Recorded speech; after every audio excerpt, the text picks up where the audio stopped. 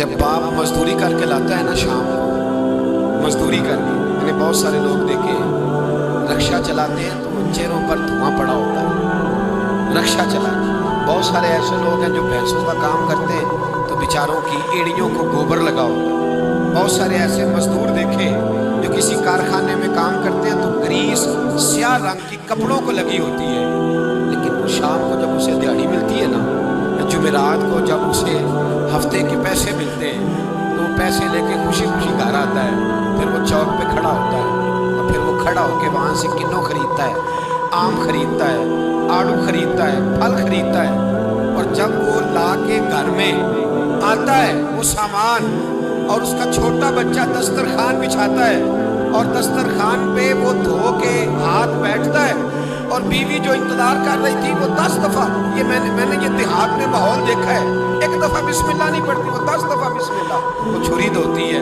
بسم اللہ الرحمن الرحیم، وہ 10 دفعہ بسم اللہ پڑھتی ہے، پھر وہ جب سجایا جاتا ہے اور بیٹے اور بیٹیاں ان کو اٹھا کے منہ میں رکھتے ہیں، باپ کے دل کو جب ٹھنڈک پہنچتی ہے تو مجھے یوں لگتا ہے آسمان کے فرشتے بھی دروازے کھول کھول کے دیکھتے ہیں کہ یہاں دولت آئی ہے، یہاں کوئی کما کے لایا، یہاں بیٹیاں کھا رہی، یہاں جدوجہد ہو رہی۔ اور اگر تو حرام کمائی لائے، اگر تو کسی کا کلیجہ کاٹ کے لے کے آئے، تو ہزاروں روپے کا بھی مال لے کے آئے گھر میں رکھتا ہے، بڑا بیٹا کہتا ہے میں نہیں یہ کھاتا، چھوٹے والا کہتا ہے میں نے نہیں یہ پسند، اس سے چھوٹے والا کہتا ہے لے جاؤ یہ تو پرانا ہو گیا ہے۔ جو محنت سے تھوڑا سا آیا کرتا تھا، تھوڑا سا، اس میں جو برکت ہوتی، اس کے اندر جو کیف ہوتا، جو جدوجہد کا پیسہ تھا، میں یہ حدیث پڑھتا ہوں تو جھوم جاتا ہوں۔ کچھ لوگوں نے اور صحابی کا نام لکھا ہے، کچھ نے لکھا حضرت جابر ابن عبداللہ تھے، پھاوڑا چلاتے تھے، پھاوڑا پنجابی میں نہ کہہ کئی باندھے ہوتے سر، ہم لوگ سمجھتے ہیں نا یہ مزدور ایسے ہی ہے، نکما ہی ہوتا ہے، مزدور کو کون پوچھتا ہے؟ پھاوڑا چلاتے تھے، کدال سے محنت کرتے تھے، نبی پاک سے ملنے آئے۔ اللہ کرے آج بھی پیران عظام غریبوں سے پیار کرنے لگ جائیں، اللہ کرے مشائخ علماء تھوڑا سا انہیں بھی ٹائم دینے لگ جائیں۔ کہتے ہیں میں حضور سے ملنے آیا، آگے بڑھا، اور چونکہ میرے کپڑے بھی ذرا میلے تھے اور چونکہ میں مزدوری کر کے آیا تھا تو پسینہ بھی تھا، تو میری خواہش تھی کہ ذرا سارے مل لیں، میں ذرا بعد میں آگے ہوتا ہوں۔ کہتے ہیں میں اینڈ پہ گیا، صاحب مسترغاب نے لکھا ہے، کہتے ہیں آگے بڑھ کے میں نے حضور سے سلام لی، باقیوں کو تو سلام ہوا تھا، میرے نصیب دیکھو جب حضور کے ہاتھوں میں میرا ہاتھ گیا تو مصطفیٰ نے ہاتھ ہی تھام لیا۔ اور یار سنو تو صحیح، جس کا ہاتھ نبی پاک تھام لے، جس کا ہاتھ نبی پاک تھام لے۔ اعلیٰ حضرت فاضل بریلوی کے چھوٹے صاحبزادے مفتی اعظم ہند مولانا مصطفیٰ رضا بیمار تھے، ان کے پیر خانے کے ایک سیدزادے تیمارداری کرنے آئے تو گھر والوں نے کہا شاہ جی حضرت کھانا نہیں کھا رہے 2-3 دن سے، آپ سید ہیں، آپ کہیں گے تو کھا لیں گے۔ کہا شوربے میں روٹی بھگو کے لاؤ، کہتے ہیں روٹی بھگو کے لائی۔ 91 سال کے مفتی اعظم جب روٹی دینے کے لیے شاہ جی آگے بڑھے، کہا حضور اٹھیے نا کھانا کھائیے، تو کہتے ہیں میں نے ان کی کمر پہ ہاتھ رکھا اٹھانے کے لیے۔ 91 سال کے بابا جی، بڑھاپا، کمزوری، ذوق، سارا کچھ، لیکن جب میں نے پیچھے ہاتھ رکھا نا اٹھانے کے لیے کھائیے، کہتے ہیں میرا ہاتھ تھام کے کہنے لگے شاہ جی ایک وعدہ کرو پہلے۔ میں نے کہا کون سا؟ کہنے لگے یہاں سہارا دیا ہے تو وہاں بھی دو گے کہ نہیں دو گے؟ یہ وعدہ کرو، یہاں سہارا دیا ہے تو وہاں بھی دو گے؟ کہتے میں رو پڑا، میں نے کہا دوں گا۔ کہنے لگے چلو پھر کھا لیتے ہیں کھانا۔ وہ بھائی جس کا ہاتھ نبی پاک تھام لے، جابر ابن عبداللہ کہتے ہیں سلام لے کے رخصت ہو گئے سارے، اور میرا ہاتھ حضور نے تھام لیا۔ اور یار بندے نے نہیں، عام آدمی نے نہیں، M N A M P A نے نہیں، صوفی پیر درویش مولوی مفتی غوث محدث نے نہیں، اس درد کو سمجھ تو صحیح۔ کہتے ہیں میرا ہاتھ اس نے تھاما جس کے قدموں کو بوسے دینے کے لیے جبریل امین ترسا کرتے ہیں، حضرت جبریل جس کے پیروں کو بوسہ دینے کو ترسے، حضور نے ہاتھ تھام لیا، پکڑ لیا اور کھول کے فرمایا یہ کیا ہے، یہ کیا ہے؟ حضور نے چھالے پڑ گئے، حضور محنت کرتا ہوں، حضور قبیلدار، چھوٹے بچے مزدوری کرتا ہوں، چھالے پڑ گئے۔ کچھ امیر صحابہ کھڑے تھے، کہتے ہیں ہم نے رخ بدل لیا، محبوب کی طرف دیکھنے لگے، ہم نے عجیب نظارہ دیکھا کہ اس کا ہاتھ حضور نے تھاما ہے، اور پھر ہم نے دیکھا کہ محبوب کی گردن جھکی، گردن جھکی کس کی؟ جس کے آگے کھچی گردنیں جھک گئی. محبوب مقدس نے گردن کو جھکایا اور فرماتے اس وقت تو حالات ہی بدل گئے جب محبوب نے مزدور کے چھالوں والے ہاتھوں کو چومنا شروع کر دیا. فرماتے محبوب چوم رہے تھے اور بڑے بڑے امیر کھڑے رو رہے تھے، کاش آج غریب ہوتے. آج غریبی کو عزت مل گئی، آج غریبی کو شان مل گئی، غریبی کو مرتبہ ملا، غریبی کو درجے ملے. تبھی تو مولا کائنات شیر خدا علی المرتضیٰ رضی اللہ تعالیٰ عنہ نا اپنا کرتا سی رہے تھے. ایک شخص نے کہا حضور امیر المومنین نیا کرتا ہی لے لیں. فرمانے لگے تمہیں نہیں پتا اس پرانے کرتے میں لذت کتنی ہے. تمہیں نہیں پتا جب میں یہ پرانا کرتا سی کے پہنتا ہوں تو اللہ میرے دل کے اندر خشوع اور خضوع کتنا پیدا فرماتا ہے. تمہیں نہیں پتا اس غریبی کے ذائقے کتنے ہیں، اس کے مزے کتنے. بھائی محنت کی جو کمائی ہے، جد و جہد کا جو پیسہ ہے وہ تجھے بڑا کرے. آگے بڑھ، محنت کا ان دو ہاتھوں کو لڑا، دائیں بائیں نہ دیکھنا کس کے پاس کیا ہے، ورنہ حسد کی آگ میں جل کے زندگی گزرے. نبی پاک صلی اللہ تعالیٰ علیہ وسلم سے ایک صحابی نے پوچھا حضور بہترین روٹی کون سی ہوتی ہے؟ ہم سے کو پوچھے تو شاید ہم کہیں کہ چڑے بٹیرے، یا اگر وہ دوبارہ پوچھے تو کہے وہ جو گوشت اپنے بکرے کا بچا کے نہیں رکھ لیتے بڑی عید پہ، کہتے یار اور کے تو تکیلا مانگے، وہ مزے کا ہوتا ہے. یہاں لوگ کہتے او ہو گیس آج ہوتے نا فلاں ہوٹل پہ، تو وہاں جتنا تھا بلکہ اس کی پبلسٹی کر رہے ہوتے ہیں، کہتے ہیں وہ ہوٹل وہاں بنا ہے. میں بھی گیا تھا، پھر ہوٹل 10 دفعہ جا کے تو پھر 5ویں دفعہ میں معدے کے ڈاکٹر کے پاس بھی گیا تھا. تو دونوں کا کارڈ میرے پاس ہے، دونوں ہی رکھ لو تمہارے کام آئے. ہم پبلسٹی. نبی پاک صلی اللہ علیہ وسلم سے صحابی نے پوچھا حضور بہترین کھانا کون سا ہے؟ بہترین کھانا. تو صحابہ کہتے ہیں کہ اب اس نے جو سوال پوچھا تو ہمارے ذہنوں میں یہ تھا کہ حضور کہیں گے شوربہ روٹی، یا گوشت بھی کھانوں کا سردار ہے اس کے بارے میں کہیں گے، یا نبی پاک صلی اللہ علیہ وسلم شوربے کے اندر روٹی بھگو کے کھاتے تھے اس کی بات ہوگی. صحابی نے پوچھا حضور بہترین کھانا کون سا ہے؟ ہمارے ذہنوں میں جواب کے بارے میں تخیلات اور تھے، تصورات اور تھے. جب حضور نے پوچھا نا، صحابی نے پوچھا حضور کون سا کھانا بہتر ہے؟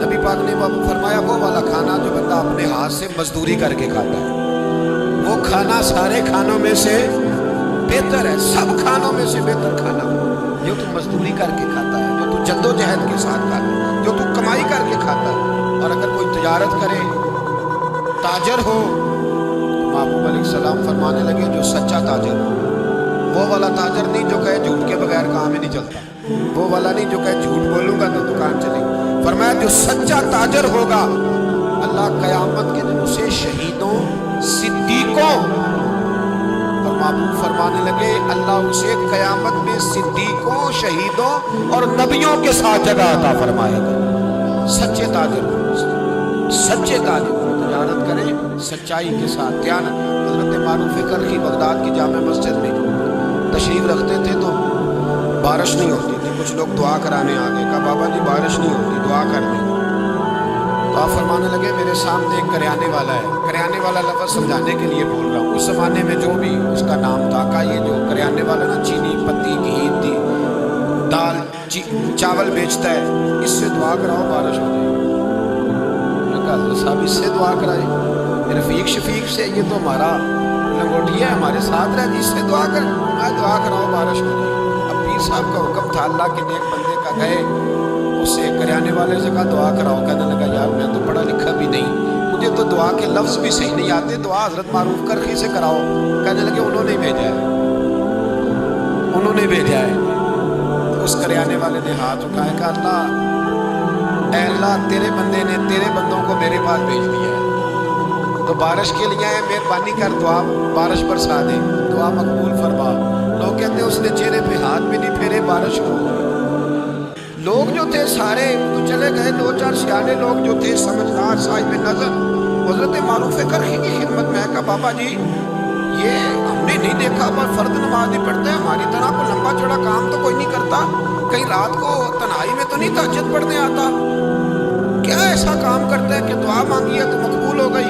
آپ فرمانے لگے کچھ بھی نہیں کرتا، فرض نماز ہی پڑھتا، ضروریات پہ ہی عمل کرتا. کہ حضور اتنا مقبول بارگاہ کہ ہاتھ اٹھائے تو اللہ خالی نہ لوٹائے. فرمانے لگے کچھ بھی نہیں کرتا. 30 سال ہو گئے مجھے دیکھتے ہوئے. میرے سامنے دکان کرتا ہے, سودا پورا تولتا ہے, کسی غریب کو دھوکہ نہیں دیتا. یہ اپنی جائز منافع لیتا ہے, یہ اپنی خودداری کو بیچتا نہیں. فرمایا جو 30 سال رب کے ساتھ وفا کرے کیا رب اس کی دعائیں قبول نہیں فرمائے گا؟ فرمایا یہ جب بھی دعا مانگے گا مجھے امید ہے اللہ ضرور قبول فرمائے گا. تو میرے بھائی دیانت ہمارے نوجوانوں کی مزاج میں محنت نہیں شامل, جد و جہد نہیں شامل. جس کو 10 ایکڑ یا 20 ایکڑ زمین ملی ہے اس نے کسی کو ٹھیکے پہ دی ہے, وہ خود نہیں حال چلانا چاہتا ورنہ پھر اسے چودھری کوئی نہیں مانے گا. وہ خود نہیں آگے بڑھنا چاہتا. جس کی اپنی دکان ہے ساتھی اس نے کرائے پہ دی ہے, کوئی یہ نہ سمجھے کہ کروڑوں کی دکان ہے اور خود یہ 10-10 روپے کی چیز بیچ رہا ہے. محنت کا مزاج نہیں, جد و جہد کی طبیعت نہیں. اور یہ جو فارغ رہنے والے ہیں نا, آج ناراض ہو جانے آپ بھی, چلو کوئی بات نہیں, لیکن ایک بات ضرور ہے کہ قوم کو سمجھدار ضرور ہونا چاہیے, ناراض ہو یا نہ ہو. جو فارغ رہنے والے 15-20 ہیں انہوں نے بڑی خرابی کی. ان کو دیکھ کے اور بھی بہت سارے لڑکے فارغ ہو گئے. جو محلے کے پہلے 10 فارغ ہیں نا, یہ بڑا نقصان کریں. اگر یہ کچھ محنت کریں, جد و جہد کریں, تو باقیوں کی بھی توجہ کام کی طرف بڑھے. بوڑھا باپ ڈیوٹی پہ جا رہا ہے, بیٹے کو کام ہی نہیں مل رہا. عجیب بات, بوڑھا باپ ساری مزدوری کر رہا ہے, بچہ کہتا ہے کام نہیں میری مرضی کا مل رہا. تیری مرضی کا کب ملے گا؟ محنت کریں, جد و جہد کریں. دوسروں کے ہاتھوں کی طرف دیکھنے والے بزدل ہوتے ہیں, کمزور لوگ ہوتے ہیں. حضرت حسن بصری رحمۃ اللہ علیہ کے نوجوان کو روز کہتے تھے جا کوئی کام تلاش کر, روز بھیجتے. ایک دن وہ آگے آپ کی خدمت میں آگے کہنے لگا حضور میں نے فیصلہ کر لیا, میں نے کوئی کام نہیں کرنا. فرمانے لگے کیوں؟ کہنے لگے آج میں نے عجیب سین دیکھا ہے. پر میں کیا دیکھ آئے ہو؟ کہنے لگا جی میں جنگل میں گیا ہوں تو میں نے دیکھا ہے ایک شیر نے شکار کیا ہے, آدھا اس نے کھا لیا ہے اور آدھا منہ میں پکڑ کے سفر شروع کر دیا ہے. ایک پہاڑی پہ چڑھ گیا شیر, میں بھی ایک درخت پہ چڑھا دیکھ رہا تھا. حضرت جی جب وہ شیر پہاڑی پہ چڑھا ہے تو وہاں ایک لومڑی بیٹھی تھی جس کی ایک ٹانگ بھی کٹی ہوئی تھی اور دونوں آنکھوں سے نابینا بھی تھی. اس شیر نے وہ بچا ہوا شکار اس کے منہ میں ڈالا ہے. تو جو رب لومڑی کے لیے خوراک کا بندوبست کر سکتا ہے میرے لیے بھی کرے گا, لہٰذا میں نے اب کام نہیں کرنا. حضرت حسن بصری مسکرائے, فرمانے لگے کیا بات ہے تیری, تو نے کردار 2 دیکھے, ایک شیر دیکھا ایک لومڑی دیکھی. فرمانے لگے بیوقوف, تو نے لومڑی بننے کا پروگرام بنایا, شیر بننے کا کیوں نہیں بنایا؟ تو لومڑی بننے کا پروگرام بنایا کہ کوئی کما کے لائے گا تو میں کھاؤں گا. شیر بن, شکار کر, کھا بھی اور کھلا بھی, غریبوں کے پاس بھی لے کے جا, کھا بھی اور کیا بن. جنہوں نے میں آنا پیا پھر نہیں بولتے, بوڑھے ہی بولتے ہیں بیچارے. کیا بننا ہے؟ شیر بن, شیر, کھا بھی اور کھلا بھی. محنت کر, جد و جہد کر. علامہ اقبال لندن میں تھے تو بیٹے نے خط لکھا کہ ابا جی ضرورت پڑ گئی ہے, مجبوری آ گئی ہے, کچھ پیسے کسی سے ادھار لے لوں, جب آپ واپس آئیں گے تو لوٹا دوں گا. تو اقبال نے اپنے بیٹے کو خط لکھا اور اس خط کے اندر ایک نظم لکھی اور کیا انداز اختیار کیا, جاوید کے نام اس نظم کا نام رکھا. اقبال کہنے لگے دیار عشق میں اپنا مقام پیدا کر, ابے کے سہارے جینا اب چھوڑ دے, اب والد کو بیساکھی بنا کے آگے بڑھنا چھوڑ دے. دیار عشق میں اپنا مقام پیدا کر, نیا زمانہ نئے صبح و شام پیدا کر. خدا اگر دل فطرت شناس کرے عطا تجھ کو, سکوت لالا و گل سے کلام پیدا کر. اور میرا طریق امیری نہیں فقیری ہے, میرا طریق امیری نہیں فقیری ہے. خودی نہ بیچ غریبی میں نام پیدا کر, خودی نہ بیچ غریبی میں نام پیدا کر. پتہ تو تب ہے نا کہ جب تو غریب ہو پھر کچھ کر کے دکھائے, جب تو کمزور گھرانے سے اٹھے پھر تو کچھ کر کے دکھائے. ابے کا سجادہ نشین بننا آسان, ابے کی فیکٹری والی کرسی پہ بیٹھ جانا آسان, لیکن تو بتانا تیرے اندر بھی کوئی خوبی ہے بھائی کہ نہیں. بتا, یہ تو کمزور لوگ ہوتے. میرا طریق امیری نہیں فقیری ہے, خودی نہ بیچ غریبی میں نام پیدا کر. یہ دنیا میں کوئی پیشہ برا نہیں. تو حضرت داؤد لوہے کا کام کرتے تھے, لوہے کا کام حضرت داؤد کو کہے برا لوہار, یہ حضرت داؤد کرتے تھے. خود نبی پاک علیہ السلام نے بیان فرمایا. حضرت نوح علیہ السلام لکڑی کا کام کرتے تھے. حضرت سیدنا आदम अलैहिस्सलाम खेती बाड़ी भी करते थे और कपड़ा भी बुना करते थे। अम्मा हव्वा घर के अंदर कपड़ा बुनती थी। ये पेशे बुरे हैं? हजरत इदरीस अलैहिस्सलाम कपड़े सिया करते थे जो हमारा दर्जी काम करता है। ये पेशे बुरे हैं? एक पेशा बुरा है दुनिया में, एक पेशा, वो है किसी से मांग के खाना। बर्तन धोने वाला बुरा नहीं होता, झाड़ू देने वाला बुरा, चौकीदारा करने वाला बुरा।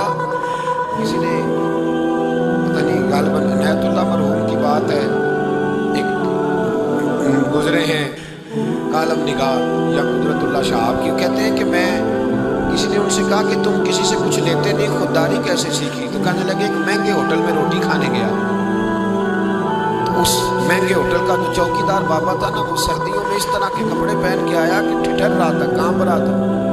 तो मैंने आगे बढ़ के कहा कि बाबा तेरे पास मोटे कपड़े कोई नहीं? कहता बेटा होते तो मैंने पहने ना होते।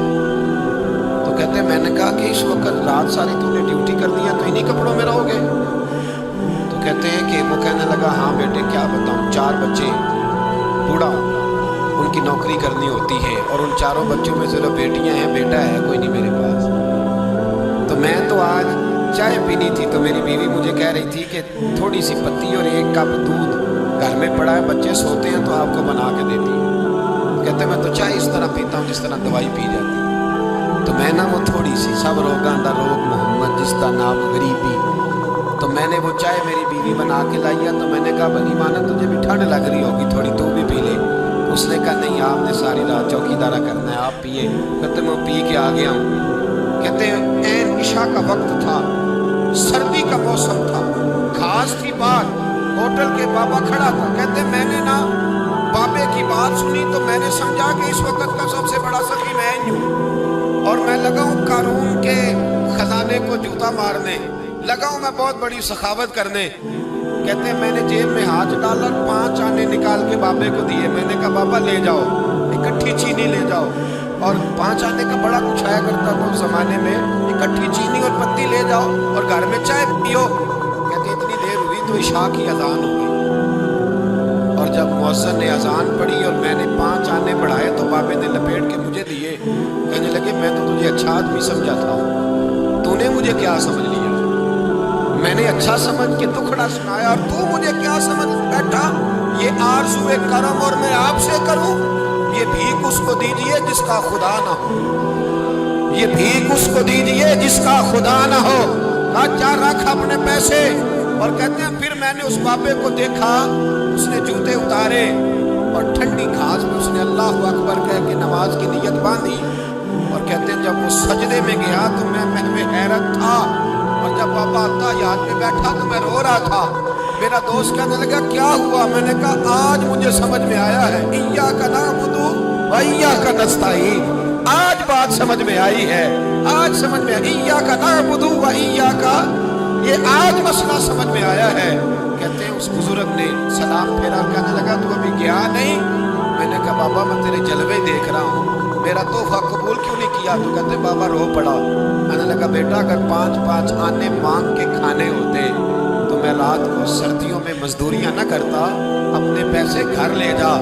मेरा रब मुझे मेहनत के साथ इतना देता है कि मैं बेटियां भी पाल लेता हूँ और रोटी खा के सोता हूँ। तो जब मुझे अल्लाह ने मोहताज नहीं किया तो मैं मोहताजी क्यों दिखाता? फिर कहते मैं सारी जिंदगी उसको दुआएं देता रहा, खुदारा खुदार बनो, खुदार बनो, खुदार बनो। जब कोई मेहनत करता है ना, मेहनत, तो अल्लाह उसकी ज़ाया नहीं करता। हमारा हाल ये है कि हमें हर चीज़ काफिर बना के देता है, हर चीज़। किधर गए हमारे नौजवान, किधर गई उनकी शौरी ताकत? वो कब इस मैदान में उतरेंगे, कब जद्दोजहद करेंगे, कब वो निकलेंगे सामने आए, अपने अंदर हिम्मत पैदा करें, ताकत पैदा करें अपने अंदर। मुझे एक साहब एक दफ़ा कहने लगे इतने लंबे सफ़र किस तरह करते हैं? मैंने कहा मेरे साथ गाड़ी में बैठो तो मैं बताता हूँ कैसे करते हैं। ये करने से पता चलता है। मोहब्बत को समझना है तो ना से खुद मोहब्बत कर, किनारे से कभी अंदाज आए तूफान नहीं होता। हमारे साथ चल, तुझे बताते हैं ये काम कैसे होता है। कोई काम भी बगैर मेहनत के नामी, कोई बगैर मुशक्कत नहीं हुआ। 100 बार जब अकीक कटा तब जाकर दगी हुआ। मेहनत का मिजाज बनाए, कभी किसी की तरफ ना देखें, बड़ा भाई क्यों ना हो, वालिदी क्यों ना हो, सहारे ना तलाश करें। جو بیساکھیوں پہ چلتے ہیں ان کی یا تو ٹانگیں کٹی ہوتی ہیں یا بزدل ہوتے ہیں. بیساکھیاں نہ تلاش کرو, سہارے ڈھونڈو نہ, سہارے بننے کی کوشش کرو. کبھی زندگی میں اپنا ہاتھ نہ پھیلاؤ, جس کا ایک دفعہ پھیل جاتا ہے دوبارہ واپس نہیں آتا. میں نے کہا ایک پیشہ برا ہے وہ ہے مانگنا. اقبال کہنے لگے دیار عشق میں اپنا مقام پیدا کر, نیا زمانہ نئے صبح و شام پیدا کر. خدا اگر دل فطرت شناس کرے عطا تجھ کو, سکوت لالہ و گل سے کلام پیدا کر. میرا طریق امیری نہیں فقیری ہے, خود ہی نہ بیچ غریبی میں نام پیدا کر.